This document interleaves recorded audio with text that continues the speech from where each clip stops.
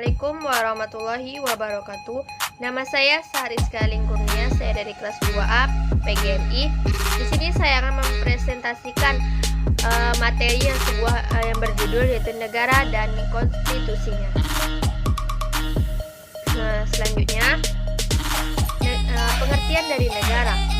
Negara merupakan salah satu bentuk organisasi yang ada di dalamnya kehidupan masyarakat pada prinsipnya.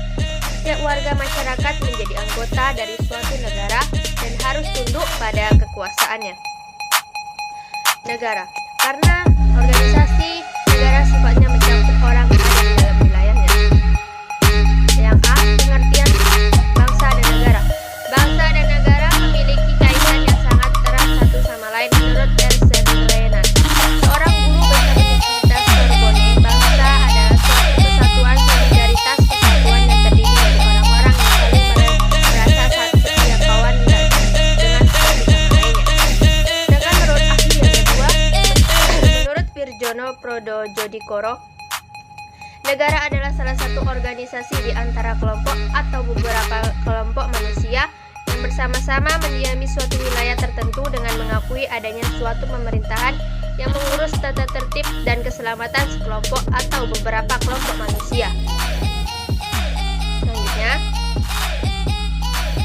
ada unsur yang kedua, ada unsur-unsur negara. Yang pertama itu bagi rakyat. Rakyat adalah suatu negara yang dapat dibedakan antara penduduk dan bukan penduduknya. Penduduk adalah orang-orang yang bertempat tinggal, menetap atau berdomisili di suatu negara. Kalau seorang dikatakan bertempat tinggal menetap di suatu negara, berarti sulit untuk dikatakan sampai kapan tempat tinggal itu. Yang B, pemerintah negara bersangkutan adalah status warga negara. Suatu kewarganegaraan suatu negara akan diimplikasi sebagai berikut.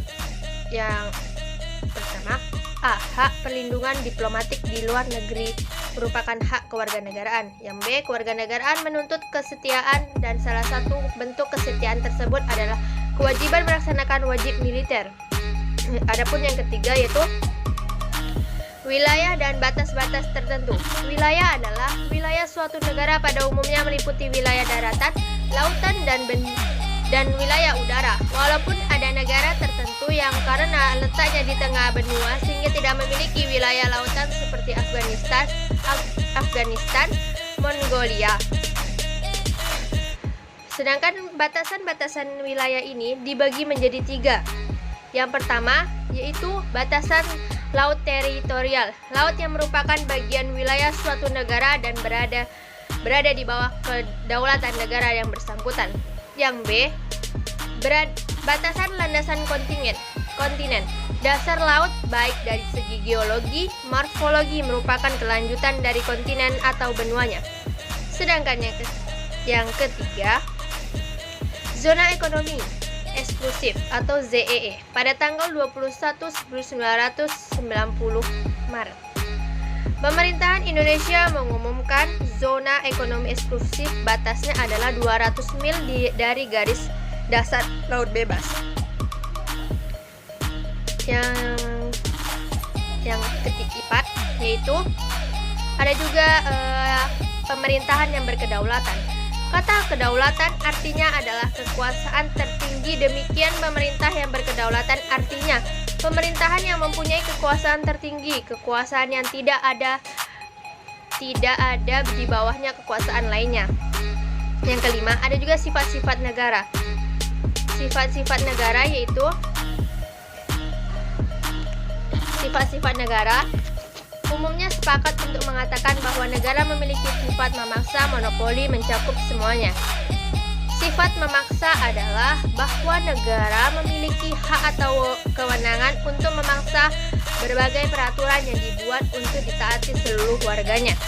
Sedangkan sifat monopoli yang menunjukkan adanya hak atau kewenangan negara untuk mengolah atau menentukan suatu tindakan tanpa adanya hak atau kewenangan yang sama pihak lainnya.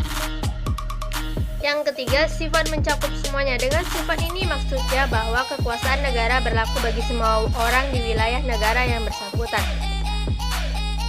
Yang terakhir yaitu adanya peran dan fungsi negara. Secara umum, dapat dilakukan bahwa tujuan setiap negara adalah mewujudkan kebahagiaan bagi rakyatnya.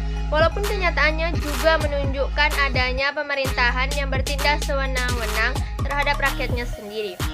Mungkin sekian, terima kasih dari saya. Apabila ada kesalahan, saya mohon maaf. Nun wal qalam wa ma yasturun. Assalamualaikum warahmatullahi wabarakatuh.